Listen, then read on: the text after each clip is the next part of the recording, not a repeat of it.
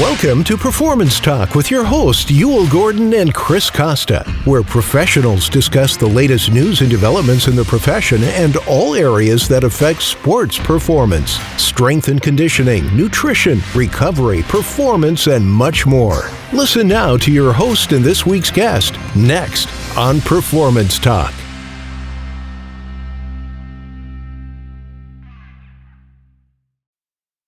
Ladies and gentlemen, welcome back to Performance Talk. I am Yul Gordon, as you all know by now.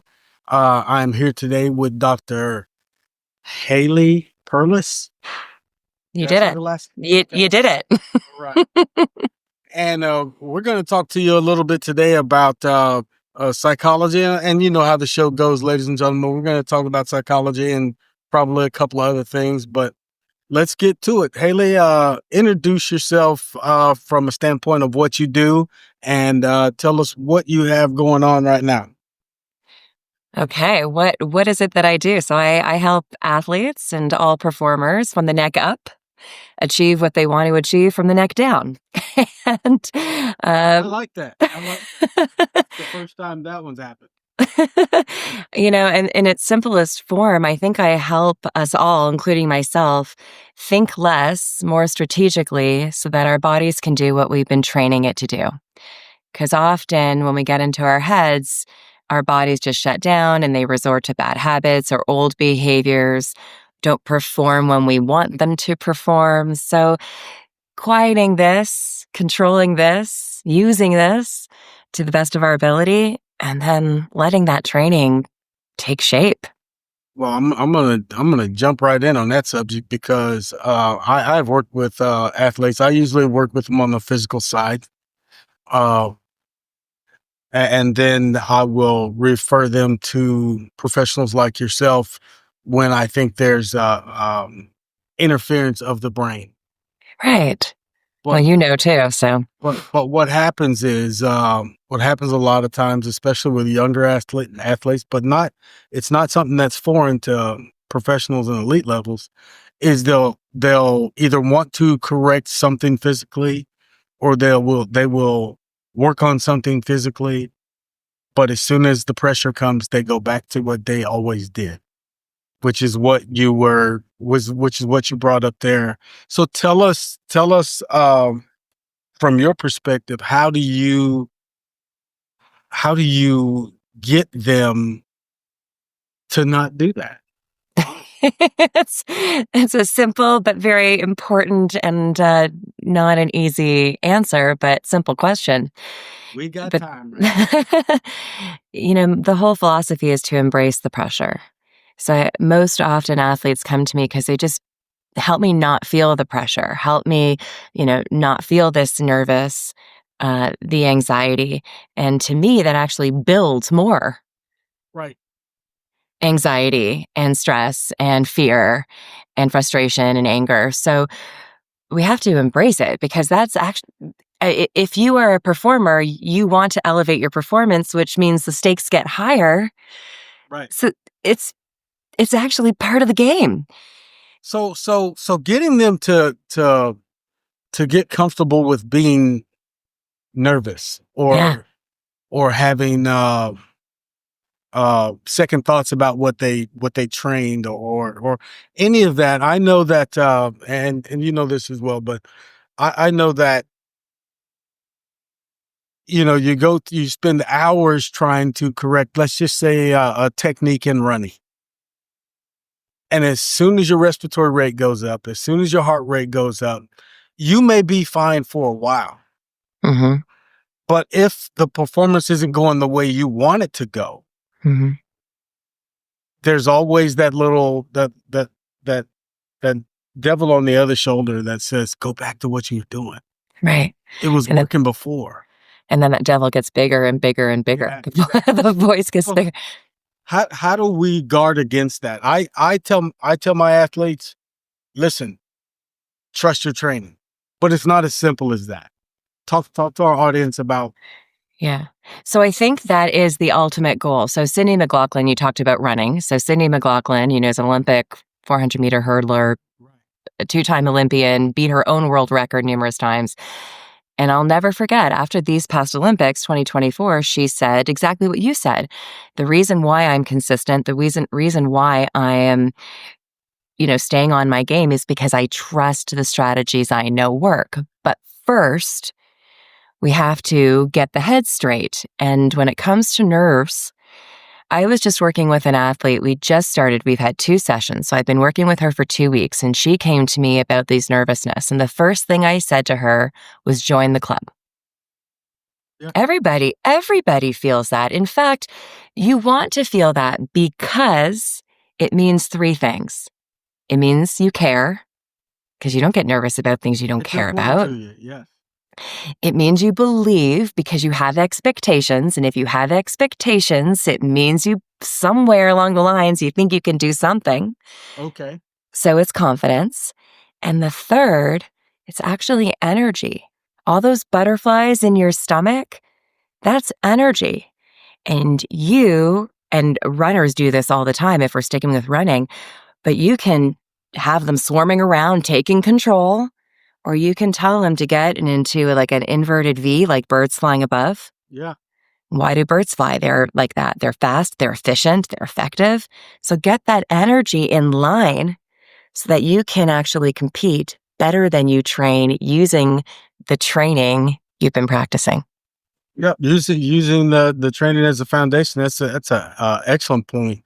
So I'm going to ask you, um, one of the big things I always tell the men and women, boys and girls, males and females, however you want to say it today.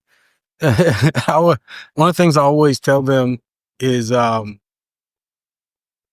you have the ability to turn things on and off. Maybe your performance doesn't go the way you want it to go today. Maybe the other person is just better today, but they don't control what you do. So let's talk a little bit about how to do what you just said. What you're talking about is taking responsibility. Okay.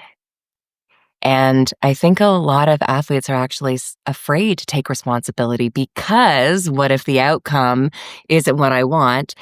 But one of the greatest athletes we know today, at the time of this recording, Super Bowl was 2 days ago, and Patrick Mahomes failed. Yeah. He'll say it. The other Miserably. the other I would say it. Okay. The other team was better, and in his post interview, he says very clearly, I need to take responsibility. Now, does he have to take responsibility for everything? I don't think so, because there's a whole team out there, and we don't want you to do that, because then that's distorted thinking, and that's making your role bigger than it needs to be. But you do take responsibility, and I love the acronym PRIDE. Personal responsibility in delivering excellence. And you embrace these nerves. You embrace the pressure. Pressure means you're doing something right because you care and you have these expectations. People who people who really care and are making strides in their practice, and now they want something in competition, they've earned those expectations. And now, like you said, you take responsibility. And the best thing that you can do from a mental standpoint, in my humble opinion, is to have 1 or 2, maximum 3, but no more than 3. But I like 1 or 2 technical, tactical strategies, like technical, tactical cues that you can zone in. Athletes say it all comes down to the fundamentals. Well, you have fundamental strengths inside you. And when the stress is high, when the pressure is high, when it's go time, don't neglect those highlights. Don't neglect your strengths. Zone into them. The best athletes don't run out onto the field, court, pool, mountain, working on their weaker links at that time, or wondering what if. They're out there ready to show off what they've been working on and what they do best. With that all starts with training, as we know, and taking responsibility in training. I know a lot of athletes, when they come to when they're in the preparation phase, and this is probably more true for younger athletes than more seasoned athletes or professionals. Practice, it's just practice, or it's just weight training. It's just whatever. So if I don't hit the time that I'm supposed to hit in practice, or if I don't get the reps, and is it because what we were doing was too much, or is it because the effort was too little? Well, let's talk about effort. Okay, here we go. So I believe in practice and training. I think every day you need to evaluate two things. You want to evaluate your physical performance and evaluate, not judge. Evaluate the technique, the tactics. That's what coaches do. They're not judging you, they're evaluating you. So you need to evaluate yourself as well. And you also need to evaluate your effort. Are you showing up even if you didn't want to? If you only have 80% to give today, are you giving 100% of that 80%? Are you willing to endure? Here's the big piece. Are you willing to endure discomfort in that training? Are you willing to suffer? I mean, it's not a bad word. Now, while I believe that there are days where you physically train where you're working on something so minute that you might not have, your body might not come away physically exhausted, but the effort comes from what did you put into it from a mental aspect. Was the effort, you're trying to, let's say you're trying to, let's use another sport. You're wrestling and you're trying to hit a specific move, a leg sweep, ankle pick, or anything like that, but you keep messing it up. Your footwork's bad and this and that. Well, you can do those things over and over just about, and you're not going to be exhausted at the end.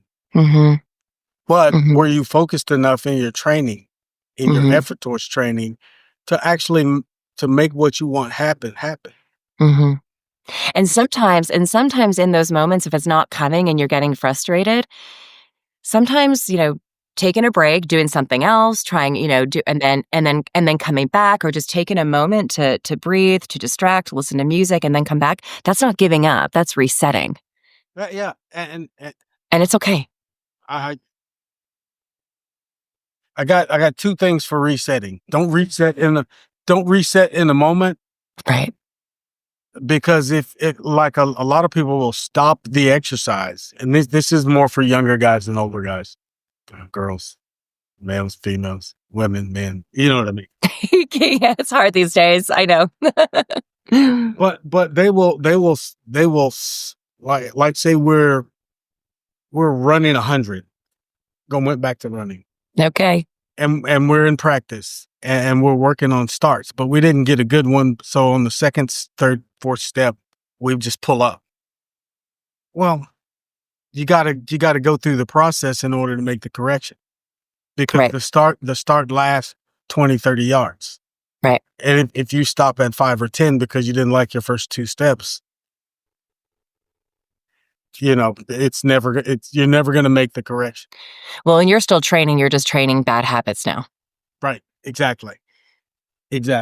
So one of the things that we do to help with that, and then I want to know what you do to help from a psychological side, is during training we're always attacking. And people say, well, what do you mean by attacking? I know my audience should know this by now, but the first thing we do is assess. You determine what we want to do. Then we train, that, which means we go through the action. And then we test, which means we either go back and see if we made the correction, or see if the training was was good enough, or if the training even worked. Then we analyze that, we compare, and then we know going forward what we need to do the next rep, the next session, the next whatever. And we call that the attack protocol, because that's the acronym. And there you go. We've been doing that for a minute. but so what is it that, how do you attack that when they, just, they can't get past the failure, but they won't finish the action so that the correction can be made. So the first thing that we need to do is look outside at the best athletes in the world. And we will easily find that they're not giving up in the middle of a practice. They're not resetting halfway through. They're not giving up. So we have to learn from others so that we see what the best protocol is, so that we understand. We get outside of ourselves and we look, and then we model. But there's also some certain understandings. You know, a lot of athletes, I can't tell you how many athletes come to me and say that they're a perfectionist. And I will disprove them right then and there. Dig a little deeper in that. I'm sorry. Dig. Yeah. It seems every athlete thinks they have to be a perfectionist. Well, all you got to do is turn on the TV and watch professional sports to know that isn't true. Right. And how is that helping you to demand perfection? How is that helping you perform? Because I haven't met a single person in this world where demanding, now I strive for perfection, who wouldn't want to be, but Right. the demand, the unnecessary negative anxiety, I haven't come across one person who having that demand helps. So these conversations creates like those aha moments. Right. And so there's this understanding. And then I'll never forget, it was an athlete on a rowing machine. She was erging, and there was a 60-second sprint, and she knew she wasn't winning against her counterpart. And this is training. And so she gave up. And we had been talking about this exact thing, what you're talking about. And she felt worse about herself than she has in a long time because of the conversations we had. And then she gave up, and putting the two and two together, she says, I will never let up early. That is now my goal. That's a new goal for me. So that's a positive effect from recognizing or pointing that out or realizing what she did. Right. And in performance psychology and sports psychology, as you know, we have achievement goal theory, which is the theory, but it's, task versus ego orientation. And you either are out there to improve, and with improvement takes effort, or you believe that you either have it or you don't. And not giving effort and failing is almost I didn't put forth 100% effort. That is why I failed. That's like the buyout. Okay. Yeah. So when we help athletes develop this mentality that it's not about being perfect, that it's giving it every ounce of effort that I have, and then evaluating, like you said, going through that whole attack process. Now they understand that the worst feeling in the world is giving up, as it's worse than giving everything you've got and still having something to learn at the end. I'm old, so I've preached some things for a long time, and effort is one of them. And as I've grown in the profession on the physical and the mental side, one of the things I hear myself saying a lot is especially when new athletes walk in, is I don't need you to be perfect in here. The only thing I need is a perfect effort. Yeah. So if we get the perfect effort, many times, and this is for the audience more than you because you know this already, but if we get a perfect effort, everything else can be improved. I didn't say fixed. I did say corrected. You didn't say perfected. I said improved. You said improved. Yes. With an effort. So yes. Okay, so that's pretty interesting. One of the I'm going to shift gears, and we'll come back to this a little bit later. I'm going to shift gears. How did you get into this stuff? I'm a lucky one. I was so I grew up in Canada, and I was a ski racer growing up, and a good one at 12.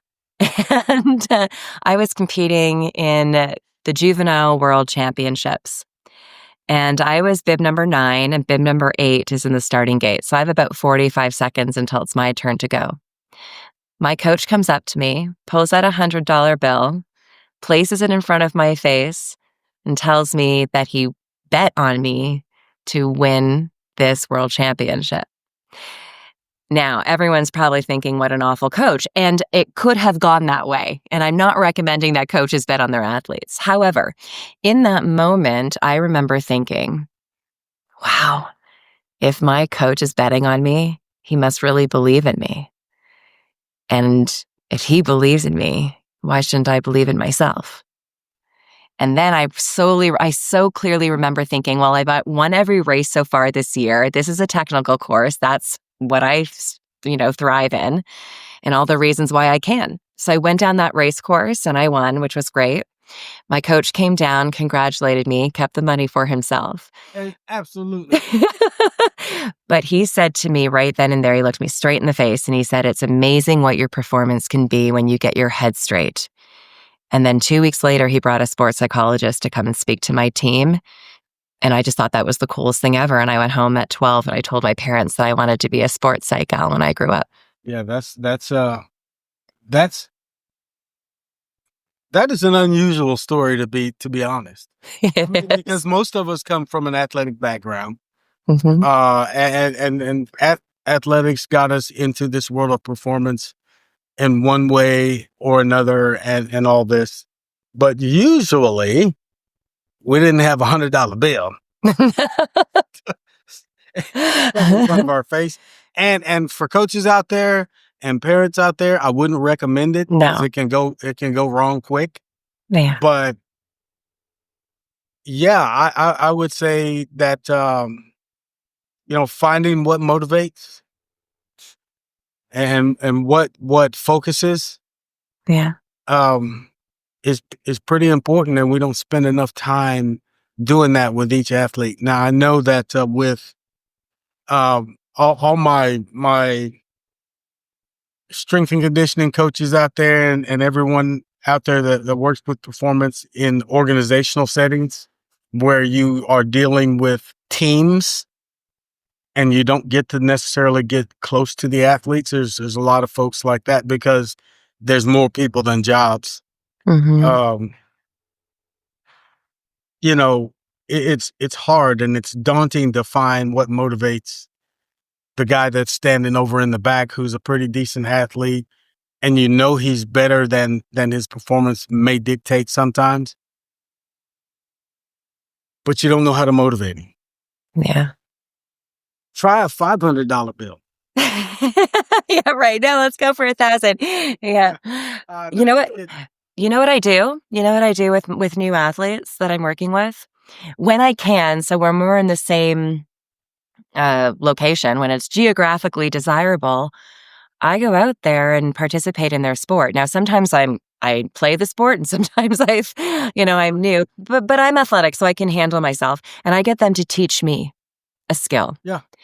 And that helps me understand how they think about things and how they look at things. And then I also take how they're they're trying to motivate me because I'm going to fail if it's a new sport and I'm certainly not as good as them. And I see how they respond to me. And then if you're a coach, maybe, teams working with each other, you can clue in depending on obviously the level and depending on the size of your team.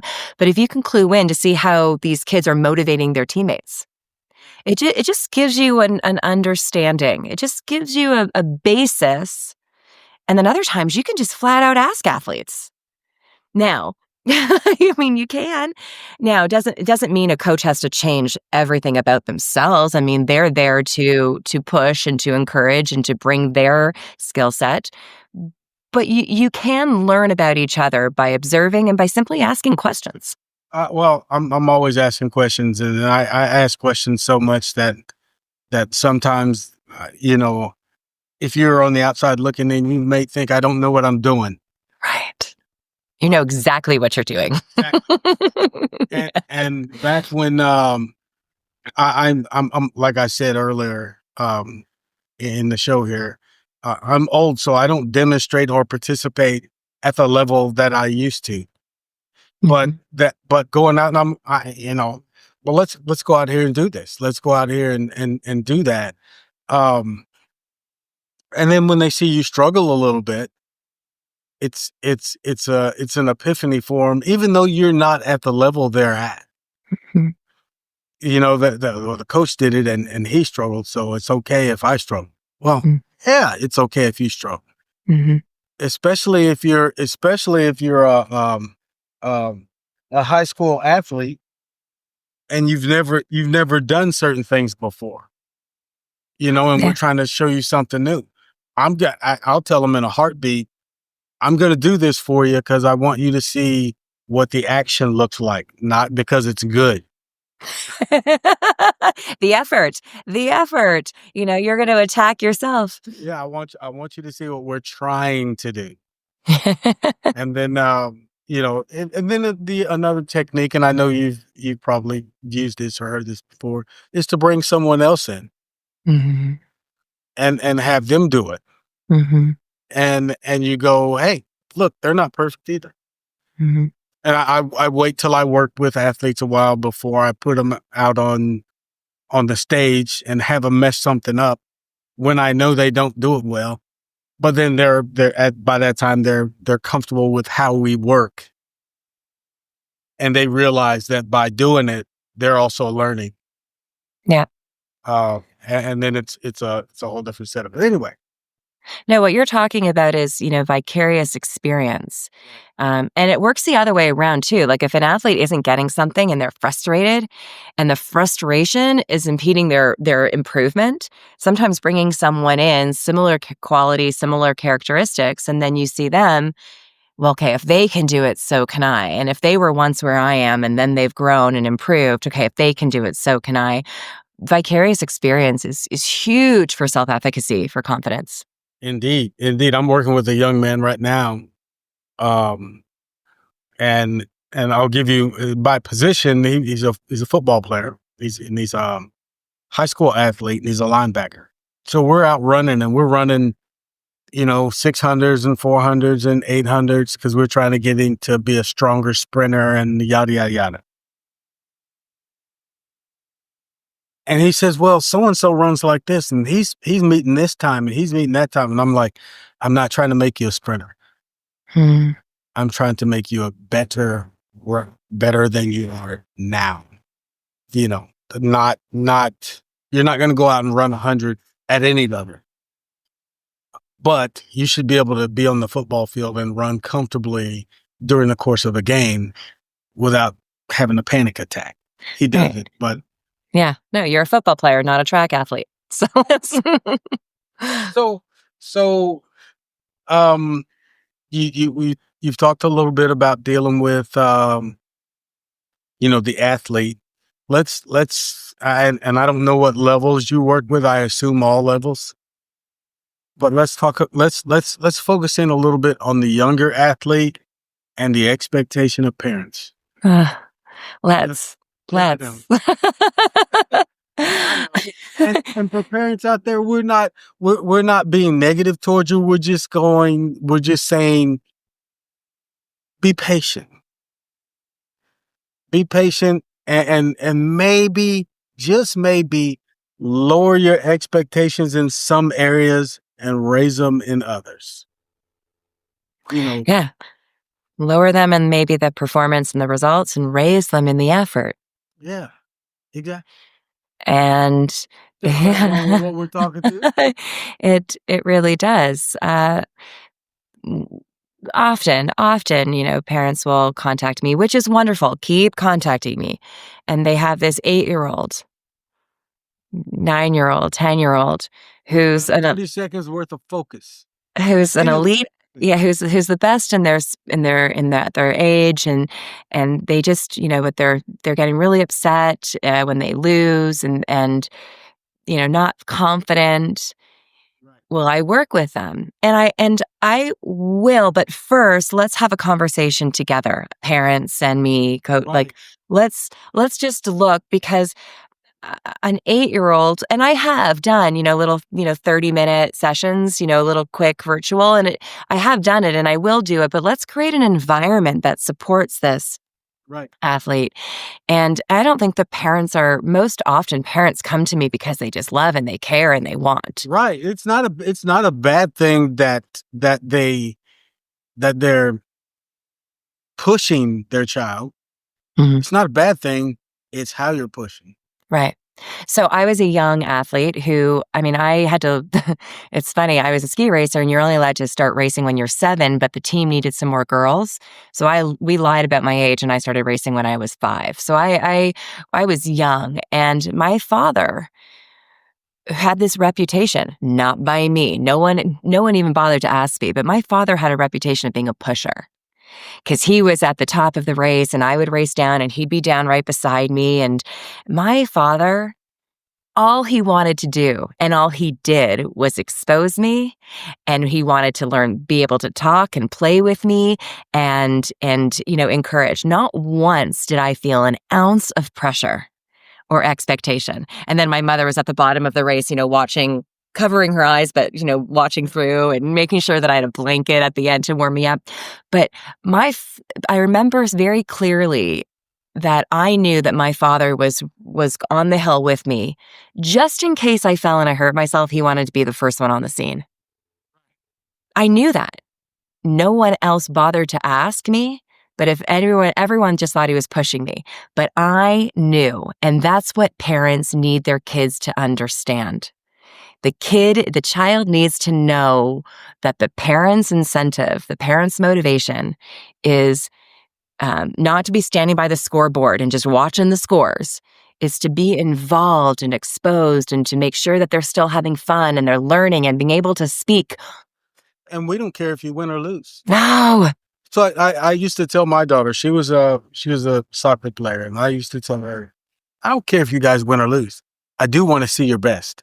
Yeah. So I want to see, I don't care if you are the best, but your effort has to be the best, because that's the only way you're going to feel okay about yourself. Right. Win, lose, or draw. Did you, I used to tell her, leave it on the field. So when you walk off, when the final whistle blows, how do you feel that you played? Right. Not was it good or bad? Right. What was your effort? Right. Because going back to that rower that I talked about, after having conversations and her learning about the importance and effort, that not letting up before the 60-second sprint, that was the worst feeling, and good. Right. I don't, that's all I can say about that. Right. Good. So what's on your plate right now without it? Yes. So, yeah, because that was the first question you asked me and I never answered it, did I? So I do, I'm sitting here today. I have a private practice. So I definitely work with athletes and parents and coaches and trainers. And I never want to step on anyone's toes. So I'm always about the holistic approach and being part of the team. That's the only way it works. Only way it works. That's just after 425 years. Yeah. And then I also just created, just so people can access some of my training online, I've created, right now there's 3 master classes. So one is self-belief, one is how to beat defeat, so moving on from failure and loss. And then one is the injury mindset, because injuries suck. And so how to get over them, and not get over them, but the rehabilitation, you go through the physical, and I want to help with the mental. So I've got those 3 master classes, and then a book. I wrote a book. Yeah. So what's the name of the book? Personal Podium. All right. Well, you're going to tell us where to find all that stuff here when we get to the end. We're not to the end yet, not even close. So Okay, good. But we'll come back and pick that up and let everybody know where they can find that. Let's go into working with other professionals, the nutritionist, the trainer. You just brought it up, so we're going to explore it a little bit. Yeah. What do you find? I've sat in the room. I've sat in a room like this, a few times, and listened to guys say, we don't want those the head people in here. We don't want the the psychology people in here because, they'll want to do blah, blah, blah, blah, blah. And I don't say anything. I just kind of sit there knowing I know better already. But at sometimes not to argue is the best thing to do. Mm-hmm. So, but at times when I do speak up, I'll go, what do you think a sports psychologist does? Well, they're going to come in and they're going to find problems with all my athletes. Okay. That's what you really think that's what they do? Well, yeah, that's what psychology is. I said, well, again, I go into my little maybe not kind of thing where I'm not trying to. One of the things I found working with other professionals is you don't want to poo-poo what they believe, Mm-hmm. but you want to try to teach them, bring them kind of into the fold and say, look, it's that's not what it does. Why don't you check out this website or check out, Mm-hmm. go to this conference or do this. Or when you're at a conference and there's a psychologist, sit down and have a talk with them. Mm-hmm. And then, 3-4 weeks later, they'll give me a call or email. Why didn't you tell me you were a sports psychologist? That's not my practice. It's a part of my educational background, but my practice is physical. Yeah. So talk to us about that. So I'm very similar to you, in the fact that I want to understand. Like I'm even though I'm a teacher, I'm a student first and foremost. So yes, like you, I have a PhD in sports psychology. My master's is in coaching. I have certifications in personal training and group fitness and nutrition. So I want to understand it all, not so I can teach it all and be an expert in it all, because that's not. My focus is the mind. But I want to have an understanding so that when I walk into a team, they can, I can hear the nutrition, hear the training, and I understand. And then I can complement. And I can speak everybody's language. Yes, and I understand. Yes. Sometimes I don't regurgitate it back to you because I'm so used to working with athletes and I've never ever called myself the sharpest pencil in the box. Well, I'm good. Neither do I. I don't want to be either. I want to learn. So I keep the conversation most times language wise Casual. Yeah. Yeah. Yeah. Informal, casual. Yeah. And so one of the things that we have in common is my master's degree was in sports medicine, exercise phys, all that stuff. And then I jumped to psychology for the PhD. But I was, when I came out of, way back in the Stone Age, they didn't have exercise science for an undergrad. Mm. So mine was teaching with some stuff. It was physical education with some background classes in, kinesiology, and it's almost pre-med, but not pre-med. Yeah, that's my undergrad, kinesiology. So yeah. I was kind of all over the map for a while, and then all of a sudden, hey, we started this new thing called strength and conditioning. Well, okay, I've been doing that for a while. Yeah, it's an easy process, and I do believe that for people who haven't worked with sports psychologists, the initial reaction is they're just going to make me think. I can't tell you how many athletes call me up and say, I don't want to talk about my past. I don't want to talk about, I just want you to help me. I'm stuck in this one thing. And let's see if we can clear the slate. And I don't know that I've ever did this with any sports psychologist that I've had on. Let's just say this up right now today. Performance psychology, sports psychology, et cetera, is not about finding out problems with your past, your relationships, your problems. That's not what it's about. It's about performance. Right. And I think the lines are blurred. Yeah, they'll think the lines are blurred. Now, mental health, great. Getting so much recognition, very important. And as well it should. As well it should. But, Michael Phelps is a great example of someone who had performance psychology down, but obviously he suffered from mental health, There's and then vice versa. and the professionals that you work with should be well versed enough or professional enough to know when to refer. Right. Right. And they are different. And then there are other athletes who are very mentally healthy, emotionally, physically, socially well. And they could learn a little bit of some tools for competitive anxiety, and they could learn to, yes. So that's what it's about. Now, when I work with athletes, it embraces all of it. And once we start building a relationship, it all comes together, like you said, informal.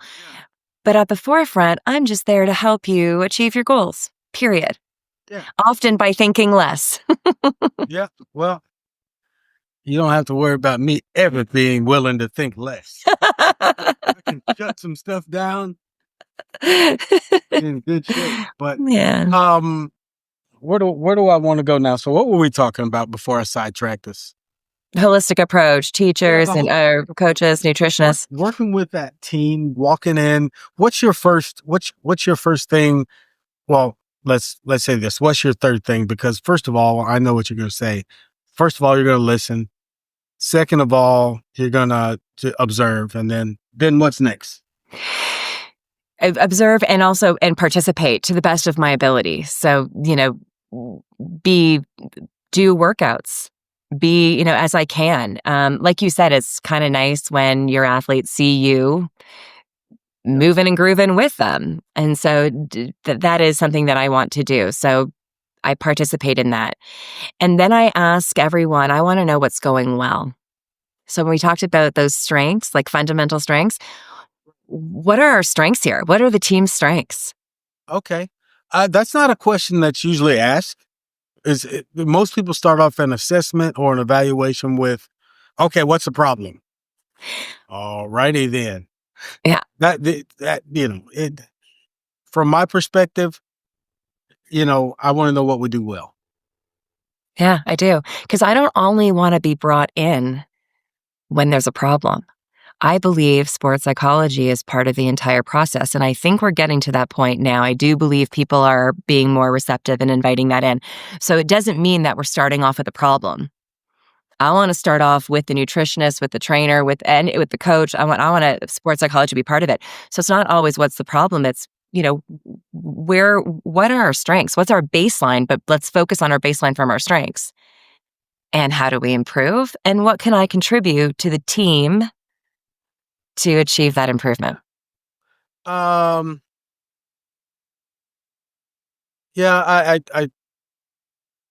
I like to approach things from a problem-solving perspective without talking about the problem. Is that what I just did? Maybe. Where are we? Where are we? Where do we need to be? And let's get there. Yeah. Okay. Same. Yeah. I'm not sure. I'm not sure. And that's where I was going. I think that's what you were explaining. Yeah. But I'm not sure when I talk to other professionals or sometimes, coaches or parents or whatever. I'm not sure I'm always making that clear. Look, I don't. You want to get better. Okay, you're coming to me, and we make that assumption. There's something that you want to get better. Well, what do you do good? Yeah. As you were saying, what do you do good, and why do you do that good? Right.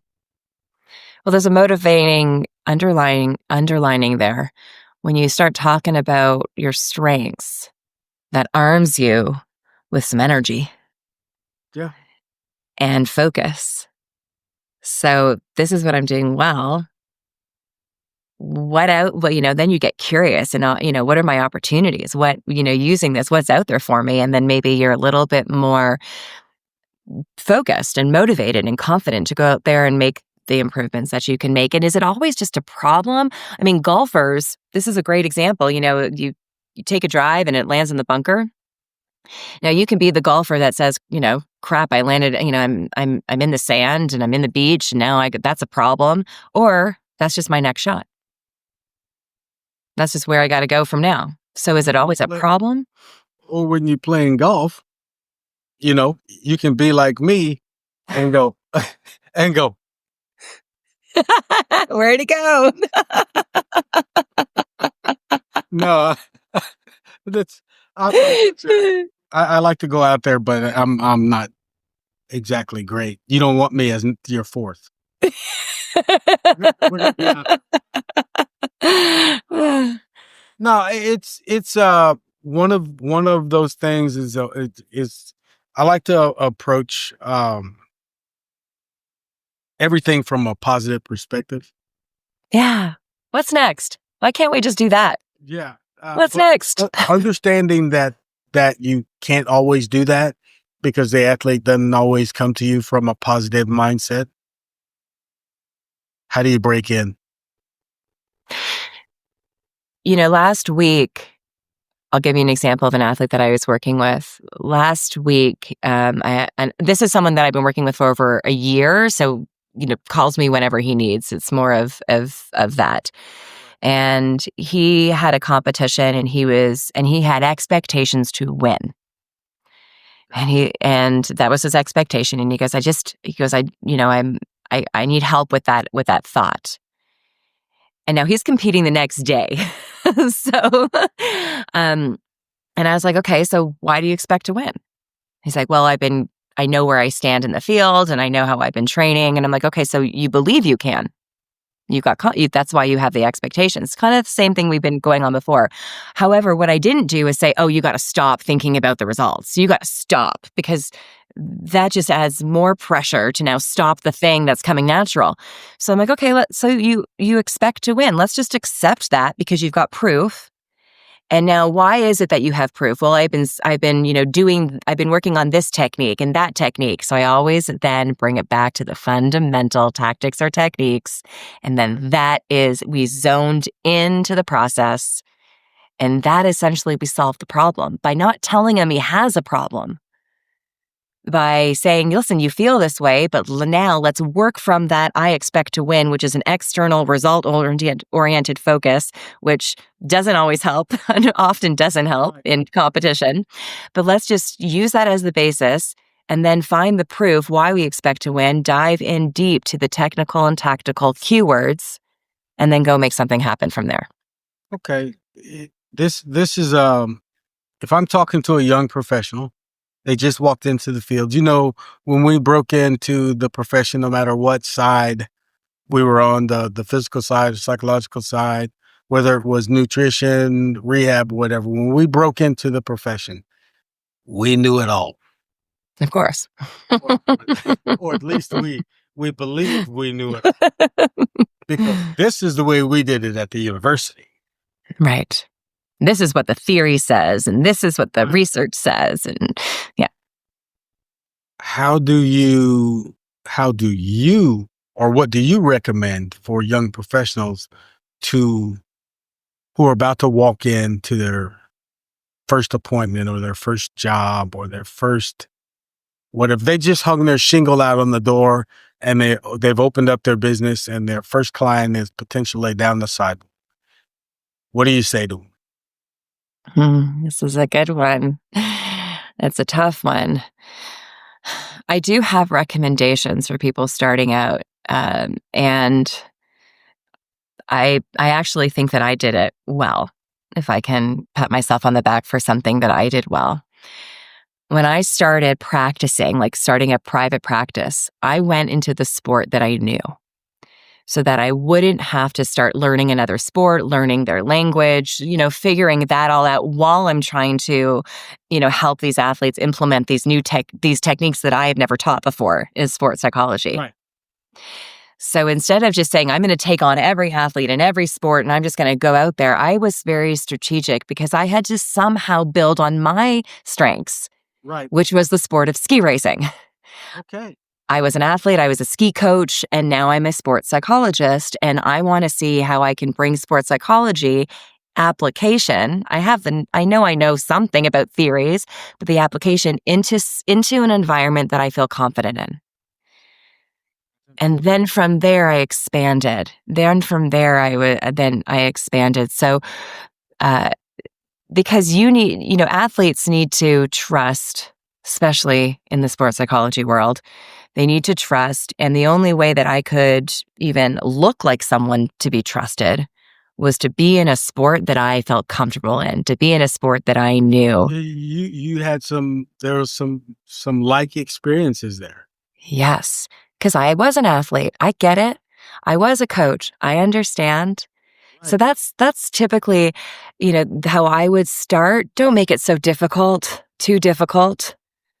That right there is a great piece of advice, because I know everybody wants to jump in, and then part of the equation is, well, I got to take everybody because I got to keep the lights on, or I got to pay the bills, or whatever. And in this world, in this profession, we touched on the professional. What about the profession, the field? Because a lot of times I know early on, you couldn't just walk out the door and say, "Hey, I'm a sports psychologist," because there were all kind of restrictions. Well, are you a clinical psychologist? Well, have you done this, or have you done that? And it was the word psychology, the term, was being protected by those who had already, been licensed and operated in something completely different. Yeah. And then they tried to cross over Yeah. into the performance in the sports world using the same techniques and tactics. And it really, sports psychology, I think there was a time there where if you said sports psychologist, it took a dive. Everybody was running from it because they thought, like we mentioned earlier, they were about to get psychoanalyzed. Yeah. That's what they thought. Yeah. Uh, But it also hindered me not being licensed one time. I'll know one time when I was still doing my PhD, but I was graduating and I was already a professor at a different university teaching sports psychology. But I walked into a university and I asked for the sports psychology position. There wasn't one. I asked, for the opportunity. And the athletic director looked me straight in the face and she said, "You're not licensed. Your PhD is in sports psychology, but you're not licensed. I'll never forget, if golf and tennis brought the school money, then we'd be looking for someone like you who focused on performance. But football and basketball drives the revenue. So that's why we're looking for more social workers and clinical psychologists, and you don't qualify." And that is, I'm going to say this out loud for those of the profession who might be listening. It's not the show's opinion. It's my opinion. Okay. But let's just be real. At least half of people who started trying to practice sports psychology, and I ran into this, who were licensed clinical psychologists.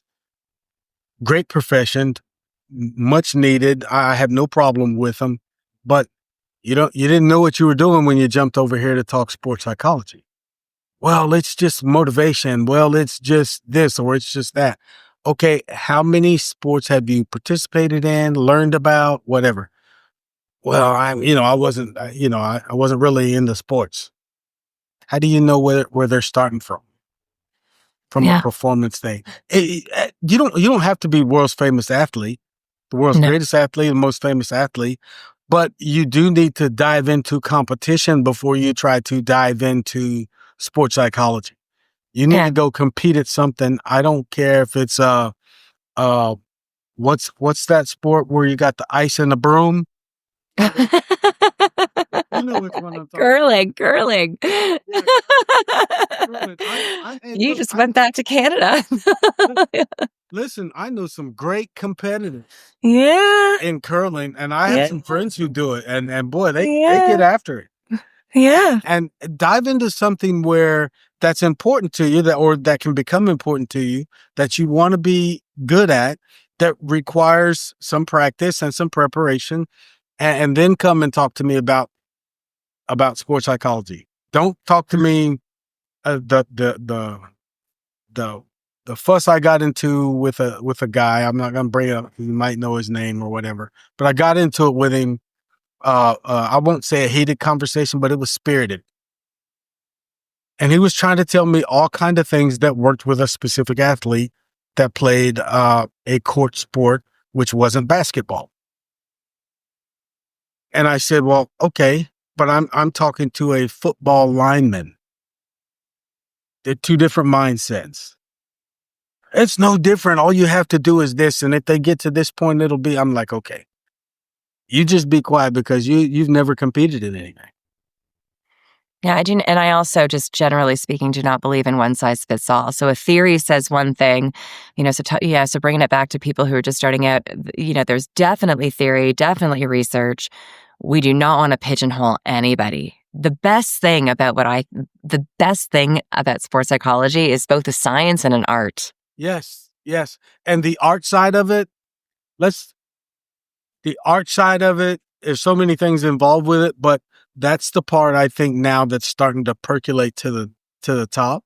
Yeah. And people are starting to figure out, oh, that's why that person is successful at getting their athlete to do X, or getting the athlete to do X, or helping the coach get the athlete to do X. Sometimes people forget that, we'll work with coaches and we'll say, coach, hey, yeah, maybe we don't want to cuss out a 10-year-old. Maybe not. Oh boy, yes. Be just a little soft. Not soft, but just a little soft. Yeah. But I've you can sit here and listen to me talk, and I've experienced a lot of things, and I'd say 85% of them to 90% of them were great. Not good, but great. Then I have that, of that final 15%, I have 5% that was outstanding, 5% that was terrible, and another 5% I'm still trying to figure out what I was doing and why I was there, and really didn't need to be there at all. But for the most part, in this profession, if we had to give advice to ourselves or someone or one of our peers about being in this profession overall and how to go about it, they came to you and said, I'm just not sure this is for me. What am I doing, or what do I need to do? So the first piece, I really believe in starting where in an area that you're already comfortable with, so that you don't have to start learning everything new. That's the one thing. And then I really do believe the best way for us to be part of a team is to be part of a team. Yeah, I got you. And, just sometimes you don't get paid at the beginning. Sometimes I still don't get paid. It's not, so it's an understanding that, yes, it's a business. Yes, this is your career. And, again, it's the art around it. It's the figuring things out, getting involved. You have all your theories and your academics, and now you got to learn the real life of, doing what you do. I also did something interesting that I can share. And I don't know how everyone would fit this in, but being a group fitness instructor and a personal trainer, I was in the fitness world, even though getting my PhD in sports psychology. I'm a public speaker in addition to my private practice, and I wanted to teach. And so I called up a university and a college, and I asked where there wasn't sports psychology if I could start teaching a class. So I went where there wasn't sports psychologists. And then in the group fitness, I started presenting at all of the group fitness and personal training conferences. IDEA, CamFit Pro, URSA, indoor cycle conferences. So I got up on stage. There wasn't any sports psychology. So I didn't have to compete with other sports psychologists. So I got the gig, and I went in an arena where also I was comfortable with, because I was in the fitness industry, but I started speaking about sports psychology to the fitness industry, which allowed me to have practice as a presenter, as a speaker. It allowed me to support and deliver content that wasn't being delivered. It's finding a niche. Yeah. Yeah. Not everybody's good at that. Some. Takes a little risk. Yeah, I was on the speaking circuit, from 2004 to 2014. Yeah. And I'll still sometimes have people walk up to me and go, "Hey, I know who you Have are." I seen you before? No, you don't. Oh, you're too hard on yourself. But anyway, that's the thing about doing all of those things and finding that niche is getting comfortable, I think, with not being comfortable. Mhm. You couldn't tell it by the podcast, and I've gotten okay at speaking on these things, but I wasn't the best public speaker, although I've done it all my life. I work better without notes, without a script, without any of that stuff, but just know what my subject matter is. One guy told me, "Well, that makes it a lot harder." I said, "Well, so be it." Because if I'm trying to read off of notes, or I'm trying to read the PowerPoint screen or whatever for you, it's going to be a lot of head bobbing, a lot of people getting up to go to the restroom, and there's no engagement. You know what I think people confuse? I think people confuse no script with no preparation. Yeah. I do. And I think that's a false assumption. I'm like you. I'll never forget for my dissertation, I mean, I had cue cards, like everything written out. And then when I walked in to present, I didn't flip over one card. I just kind of put them down. So I was prepared, but but I was like you. I walked in there. I didn't necessarily follow a script, but I did my work ahead of time. You do your prep. You don't just stand up on stage without any preparation. You know who you're talking to, and you know what you're talking about. My dissertation, my mentor, my advisor, he said, "It's all you got." And he was a great guy. Yeah. But and then the board members that sat out there, they were like, because they got the presentation before the actual presentation, they were like, "This is it." These presentations get pretty tough. This is all you want to put on your slides. I had 10 slides, and I had 3 things on each slide, and 2 of the slides were my name and good morning and any questions. Title and closing. Hope you liked it. So I had 8 slides basically, and but I talked for 90 minutes before they stopped me and asked me a question. Right. Because you were prepared. Just because you show up with a very informal way of, right now you and I are just talking, but it doesn't mean we're both not prepared. Yeah, and it doesn't mean the information that we're putting out here, even though we may tell a joke every now and again, or attempt a joke every now and again, that we're not putting out information that is useful to people. Right. Because I think all my podcasts are useful. That's just me, but I think this has been one of the most useful that people will listen to. So tell us about the book, how we find the book, and tell us tell people how they find you. First, I just want to thank you that you just gave me, I feel all warm and fuzzy inside that this was useful. And I appreciate that, because that's what I want to do. The best place for everything is my website at Dr. just Dr. Haley, HALEYPERLUS.com. So drhaleyperlus.com. Can access the masterclasses, the book. You can actually connect with me. And when you opt in, I get them, because I want to interact. So anyone who reaches out and sends me a message, I'm the one that receives those. I think that's important. So yeah, my website, best place. I mean, I'm on social media, but my website is where you can connect with me directly. Okay. Well, ladies and gentlemen, this has been Performance Talk. Our guest today has been Dr. Haley Perlus. You can find all her stuff at her website. That's what she said. So I'm going to believe it. Haley, thank you. I appreciate your time. And we look forward to having you on again in the future. If you see an invitation, don't put it in the trash bin.